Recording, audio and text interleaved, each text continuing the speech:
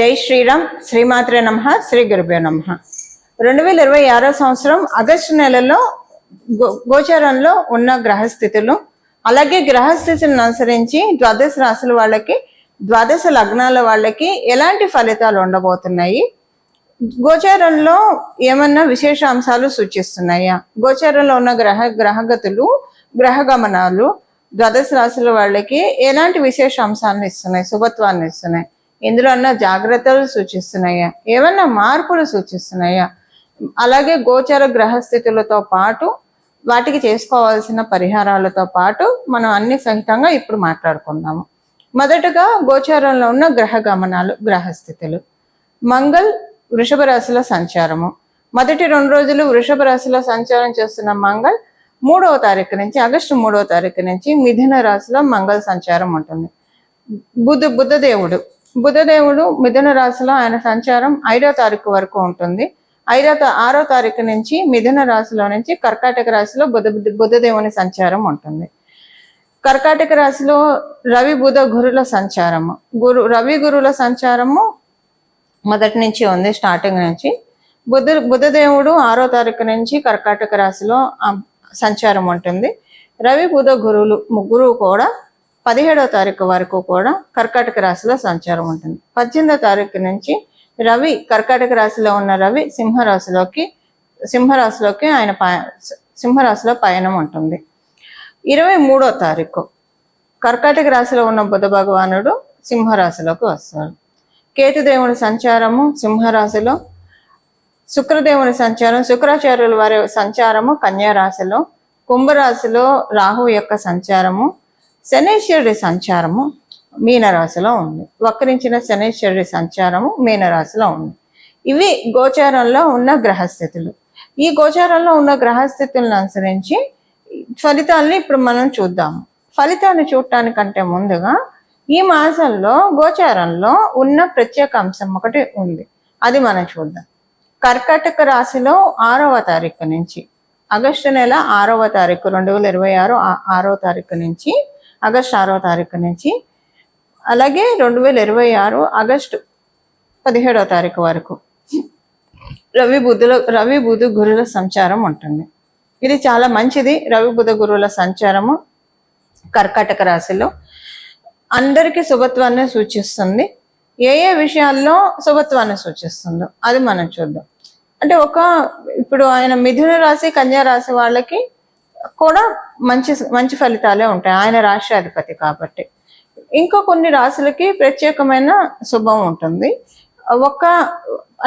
కర్కాటక రాశి వాళ్ళకి పూర్తిగా శుభ ఫలితాలను ఆయన ఇవ్వడు కూడా, పూర్తిగా ఇవ్వలేడు. బట్ మిగతా 2 గ్రహాలు గురువు మరియు రవి వీళ్ళిద్దరు ఇస్తారు. బుధుడు పూర్తిగా శుభ ఫలితాలని కర్కాటక రాశి వాళ్ళకి ఇవ్వలేడు. ధనుసు మరియు మీన రాశి వాళ్ళకి కూడా బుధుడు ఇక్కడ కర్కాటక రాశిలో ఉంటే పూర్తిగా శుభ ఫలితాలను ఇవ్వడు. దాంతోపాటు అంతే, ఈ రాశుల వాళ్ళకి పూర్తిగా ఆయన శుభ ఫలితాలను ఇవ్వలేడు. ఇప్పుడు మనము ఈ ప్రత్యేక అంశాలతో కూడుకున్న ఈ గ్రహస్థితి అందరికీ ఎలాంటి ఫలితాన్ని తెచ్చిపెడుతుందో మనం ఇప్పుడు చూద్దాం. ప్రతి ఒక్క రాశి వాళ్ళకి కూడా విడివిడిగా మనం ఇప్పుడు మాట్లాడుకుందాం. మీనరాశి మీన లగ్నంలో పుట్టిన వాళ్ళకి కుటుంబంలో కొంచెం చికాగ్గా అనిపిస్తుంది. మీకు కుటుంబంలో చికాగ్గా అనిపిస్తుందంటే మీ జీవిత భాగస్వామి ఆరోగ్యం బాగోకో, లేదా మీ జీవిత భాగస్వామికి మీకు మనస్పర్ధలు రావడం, మీ జీవిత భాగస్వామి యొక్క తరఫు బంధువుల వల్ల మీకు మనస్పర్ధలు రావడము, లేదంటే మీ పిల్లలు మిమ్మల్ని విసిగించడము, ఇలాగ ఉంటుంది. చదువుకోక లేదా ఆరోగ్యపరంగా చికాకులు రావడము ఇలా ఉంటుంది. ఒకవేళ మీ పిల్లలు వివాహితులైతే అటు నుంచి మీకు ప్రాబ్లం వస్తుంది. ఇది మీకు కొంచెము బాగా చికాగ్గా అనిపిస్తుంది. అంటే ఈ విషయాల్లో ఏదో ఒకటి మీకు కొంచెం ఈ మాసము విసిగిస్తుంది. కానీ ఇది ఈ మాసం వరకే ఉంటుంది. మళ్ళీ వచ్చే మాసాల్లో ఇది క్యారీ ఓవర్ కూడా ఉండదు. ఇక్కడతోనే ఇది ఫుల్ స్టాప్ పడిపోతుంది. ఈ మాసంలో జరిగేవేవని ఇప్పుడు మనం తెలుసుకుంది ఈ మాసం వరకే ఉంటుంది. మళ్ళీ వచ్చే మాసాలు ఇవి క్యారీ ఓవర్ అవ్వవు. పనులు మటుకు చక్కగా అవుతాయి. మీకు బయట బాగుంటుంది. అదే మీకు అనిపిస్తుంది. ఇంట్లో గెలిచి రచ్చ గెలవాలంటారు, బయట అంతా బాగుంది, ఇంట్లోకి వచ్చేప్పటికి ఎందుకు ఇలా ఉంది, బయట బాగున్నప్పుడు ఇంట్లో కూడా బాగుంటే హాయిగా అనిపిస్తుంది కదా మనసుకి అనని అదొకటి మీకు లోపల బాధగా అనిపిస్తుంది. మీరు అనుకున్న పనులు అనుకున్నట్లు చేయగలుగుతారు. గుర్తింపు గౌరవం చాలా బాగా ఉంటుంది. సహజ పంచమాధిపతి అయిన రవి మీకు పంచమ స్థానంలో ఉండడం వల్ల గుర్తింపు గౌరవం బాగా ఉంటుంది. గవర్నమెంట్ వాళ్ళతోటి ఏమన్నా పనులు అయ్యే ఉంటే, ట్రాన్సాక్షన్స్ ఏవైనా ఉంటే అవి అవుతాయి. మీరు గవర్నమెంట్ ఉద్యోగం కోసం ప్రయత్నిస్తూ ఉంటే అది సఫలీకృతం అవుతుంది. అలాగే మీకు గవర్నమెంట్ తోటి డైరెక్ట్గా ఇండైరెక్ట్గా గవర్నమెంట్లో పనిచేసే వాళ్ళ నుంచి ఏదన్నా పనులు జరగాల్సి ఉంటే కనుక అది జరుగుతుంది. ఇప్పుడు అంతా అందరికీ గవర్నమెంట్ అనే కాదు, ఇన్ఫ్లుయెన్షియల్ పర్సన్స్ తోటి మీకు చాలా బాగా ఉంటుంది. మంచి అనుకూలతల్ని మీరు చూస్తారు ఇన్ఫ్లుయెన్షియల్ పర్సన్స్ తోటి. ఇది మీకు ఈ మాసం అంతా కూడా ఈ విషయాల్లో చాలా చక్కగా ఉంటుంది. ఆరోగ్య సమస్యలు ఏమన్నా ఉంటే అదంతా కూడా సెటరేట్ అవుతుంది. ఎలాంటి ఆరోగ్య సమస్యలు మిమ్మల్ని బాధ పెట్టడం ఇది ఉండదు. వివాహ ప్రయత్నాలు చేయాలనుకున్న వాళ్ళకి ఈ మాసము అంటే మీ జన్మ జాతకాన్ని అనుసరించి ఆధారపడి ఉంటుంది. గోచారం అయితే వివాహానికి సంబంధించిన విషయాల్లో సపోర్ట్ చేయట్లేదు కాబట్టి ఈ విషయంలో కొంచెం చూసుకోవాలి. కొత్తగా ఇప్పుడే వ్యాపారం స్టార్ట్ చేయాలనుకున్న వాళ్ళకి కూడా అనుకూలంగా లేదు. అలాగే వ్యాపారము ఆల్రెడీ చేస్తున్న వాళ్ళు ప్లేస్ చేంజ్ అవుదాము, ఈ ప్లేస్లో కాదు ఇంకొక చోటుకి వెళ్దాం, ఇక్కడ ఎందుకో సరిగ్గా సాగుతున్నాం అనిపించట్లేదు అనుకున్న వాళ్ళకి కూడా ఈ మాసం పూర్తిగా అనుకూలంగా లేదు షిఫ్ట్ అవ్వడానికి. కొంచెం జాగ్రత్తగా ఉండండి, ఈ మాసం వరకు షిఫ్ట్ అవ్వకండి. అలాగే కొత్త పెట్టుబడులు పెట్టాలన్నా, ఇంకొక బిజినెస్ని ఎక్స్పాండ్ చేసే విధంగా వచ్చేసేపు క్రమంలో కొంత ఇన్వెస్ట్మెంట్ పంపించేయాలి కదా, అలా చేయడానికి కూడా ఈ మాసం అనుకూలంగా లేదు. ఈ విషయాల్లో కొంచెం జాగ్రత్తగా ఉండండి అంతే. మిగతా అన్ని విషయాల్లో కూడా అనుకూలతలు చక్కగా ఉన్నాయి. ఇవి అంటే వ్యాపారస్తులకి ఈ విషయాల్లో జాగ్రత్తగా ఉంటే వ్యాపారం బాగుంటుంది. ఈ విషయాల్లో జాగ్రత్తగా ఉండాలంతే. ఇంకా మీకు రెగ్యులర్ వ్యాపారానికి వచ్చిన డోకాయం లేదు, చక్కగా సాగుతుంది. ఇవి ఈ మాసం యొక్క గోచార గ్రహస్థితుల ఫలితాలు మీనరాశి మీన లగ్నంలో పుట్టిన వాళ్ళకి. పరిహారము ఏం పరిహారం చేసుకోవాలి? ఇప్పుడు మనము ఫలితాలు తెలుసుకున్నాము, దీనికి తగ్గట్టు పరిహారాలు ఏం చేసుకోవాలో ఇప్పుడు మనం చూద్దాము. కర్కాటక రాశి మెయిన్గా మనకి ఇప్పుడు పరిహారం చూడాలి.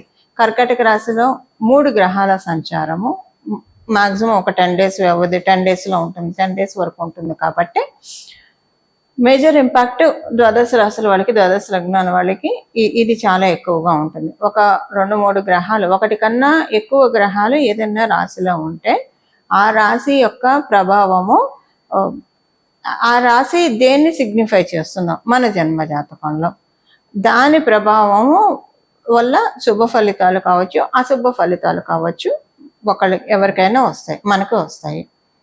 అయితే శుభ ఫలితాలు అయితే ఓకే, అశుభ ఫలితాలను తగ్గించుకోవడానికి ఇప్పుడు శుభ ఫలితాలు అయినా సరే ఉన్న వాటిల్ని కమ్ డౌన్, ఉన్న శుభ ఫలితాలు అయినా సరే ఒకవేళ తీసుకోలేని స్థితిలో ఉంటే తీసుకోగలగడానికి చేయాల్సిన పరిహారం వచ్చేసేసి ఈ మాసం మొత్తం కూడా ఆగస్టు 1 మొదలుకొని ఆగస్టు నెల చివరి వరకు కూడా ద్వాదశ రాశుల వాళ్ళు అలాగే ద్వాదశ లగ్నాల వాళ్ళు లలిత చాలీసా చదువుకోవడం. మనకి గోచారంలో కర్కాటక రాశి అంటేనే చతుర్థ స్థానం మాతృస్థానం, మాతృవడి. అందువల్ల జగన్మాత యొక్క కృపా కటాక్షాలని అందుకోవడానికి ఇది చాలా చక్కటి శుభ సమయం. ఈ సమయంలో బాలా త్రిపుర సుందరి అమ్మవారి ఆరాధన అత్యంత శుభ ఫలితాలను అందిస్తుంది. అమ్మవారిని ఎప్పుడైనా బాల రూపంలో మనం పూజిస్తే విశేషంగా అనుగ్రహిస్తుంది, త్వరితంగా కూడా వరాన్ని మనకి అనుగ్రహిస్తుంది. బుధుడు కాబట్టి ఇక్కడ ఉన్నది బుధుడు కాబట్టి బాల రూపంలో అమ్మవారిని ఆరాధన చేయొచ్చు. గురు భగవానుడు కూడా ఉన్నాడు కాబట్టి మీరు జగన్మాతగా కూడా అమ్మవారిని అర్చించవచ్చు. మీ చాయిసెస్ని బట్టి మీరు చేసుకోవచ్చు. అమ్మవారి ఆరాధన లలితా చాలీసా చదవండి, చాలా బాగుంటుంది. ఒకవేళ చదవలేకపోతే వినండి, కనీసము చాలా మంచి ఫలితాలు మీరు చూస్తారు. ఈ లలిత చాలీసా చదువుతూ ఉంటే చదివిన రోజే మీకు ఒక న్యూ ఎనర్జీ అనిపిస్తుంది, చాలా బాగా ఉంటుంది. అలాగే సౌందర్య లహరి వినడమో చదవడమో చేయండి. చదవడం అంటే పర్ఫెక్ట్గా వస్తేనే చదవాలి, లేదంటే ఎవరి దగ్గరైనా గురుముఖత నేర్చుకొని అప్పుడు చక్కగా చదవచ్చు. వినండి, కనీసం వినడానికైతే మనకి ఇప్పుడు అవకాశం ఉంది. కలియుగంలో ఉన్న సులభోపాయాలు ఎన్నో ఉన్నాయి. కాకపోతే మనం ఇవన్నీ పట్టించుకోకుండా లౌకికంగా పరిగెత్తుతూ ఉంటాం. ఇంకా తప్పదు, బాధ్యతలు ఇవన్నీ ఉంటాయి కాబట్టి. కానీ ఈ సులభోపాయాల మీద మనము ఒకసారి దృష్టి పెడితే ఇవన్నీ కూడా మనకి కాంప్లికేట్ థింగ్స్ అన్ని అన్కాంప్లికేట్ అవుతాయి అన్న విషయాన్ని మనం గుర్తెరగాలి. అది సౌందర్య లహరి దానికి ఉత్తమమైన సాధన. ఈ నెల మొదలుకొని నెలనాళ్ళు అసలు ఇక్కడి నుంచి ఇంకా కంటిన్యూ చేయండి. మీ ఎన్నాళ్ళు కంటిన్యూ చేస్తే అన్నాళ్ళు కంటిన్యూ చేయండి. సౌందర్య లహరి. దాంతోపాటు అమ్మవారిని పూజించినప్పుడు మరి అయ్యవారిని కూడా పూజించాలి కదా. అందులో కర్కాటక రాశిలో ఉచ్చ స్థానంలో గురుడు ఉన్నాడు. గురుడు అంటేనే శివుడు అని చెప్తుంది మనకి జ్యోతిష శాస్త్రం. మరి ఆ స్వామివారిని కూడా పూజించాలి కదా, అందుకని శివానంద లహరి. ఈ రెండు వినండి అత్యంత భక్తి శ్రద్ధలతోటి మనసు లగ్నం చేసి అంటే చాలా కాన్సన్ట్రేటెడ్గా వింటే కనుక చాలా అంటే చాలా మంచి ఫలితాలని మనమందరం కూడా చూడటానికి అవకాశం ఉంటుంది. ఈ ప్రతిరోజు మీకు ఏదో ఒక సమయం పెట్టుకోండి. స్నానం చేశాక వెంటనే అయితే ఇంకా మంచిది. వినడమే కాబట్టి, చదవడం కాదు కాబట్టి కొంచెం శుచులయ్యి కాళ్ళు చేతులు కడుక్కొని బయటికి వెళ్ళి వస్తే బట్టలు మార్చుకొని, కుదిరితే మీరు స్నానం చేయండి, లేదా బట్టలు మార్చుకొని ఉతికిన బట్టలు కట్టుకొని కాళ్ళు చేతులు మొహం శుభ్రంగా కడుక్కొని కూర్చొని బొట్టు పెట్టుకొని నుదుటన వినండి. చాలా అంటే చాలా మంచి ఫలితాలు వస్తాయి. కుదిరిన వాళ్ళు అంటే పొద్దున్నే ఉద్యోగం, పరుగులు, వ్యాపారము, పరుగులు ఇలా కొంచెం అలా ఉన్నా మేము మేనేజ్ చేసుకోగలుగుతాం అనుకున్న వాళ్ళు పొద్దున్నే స్నానం చేసిన వెంటనే వినండి. రోజుకొక శ్లోకం వినండి, భక్తి శ్రద్ధలతో వినండి. చాలు, మీకు ఎంత కుదిరితే అంత అసలు వినడానికి ప్రయత్నించండి. దీంతో ఎంతో మంచి మార్పులు మీరు చూస్తారు. గోచారంలో ఉన్న మీ జన్మ గ్రహస్థితుల్లో మీకు ఏవేవైతే ఇబ్బందులు కలిగిస్తున్నాయో ఆ ఇబ్బందుల నుంచి నెమ్మదిగా గట్టెక్కడానికి చక్కటి అవకాశం ఉంటుంది. ఇది ఈ మాసం చేసుకోవాల్సిన గోచర గ్రహస్థితుల రీత్యా చేసుకోవాల్సిన పరిహారము. ఇలా మనందరం కూడా జగన్మాత మరియు మహాదేవుడు ఆశీస్సుల్ని పరిపూర్తిగా అందుకోవాలని చెప్పి మనస్ఫూర్తిగా ప్రార్థిస్తూ, ఇంకొకటి దీంతో పాటు ప్రతిరోజు విష్ణు సహస్రనామం పారాయణం చేస్తే చాలా మంచి ఫలితాలు వస్తాయి. విష్ణు సహస్రనామం చదవండి లేదా వినండి. ప్రతిరోజు చేస్తే కనుక అత్యద్భుతమైన ఫలితాలను తీసుకోవడానికి అవకాశం ఉంటుంది. ఇలా మనం అందరం కూడా భగవంతుడి కృపా కటాక్షాలకి పాత్రలం అవ్వాలని చెప్పి మనందరి తరఫున మనస్ఫూర్తిగా శరణు వేడుకుంటూ మంగళం. నమో భగవతే వాసుదేవాయ.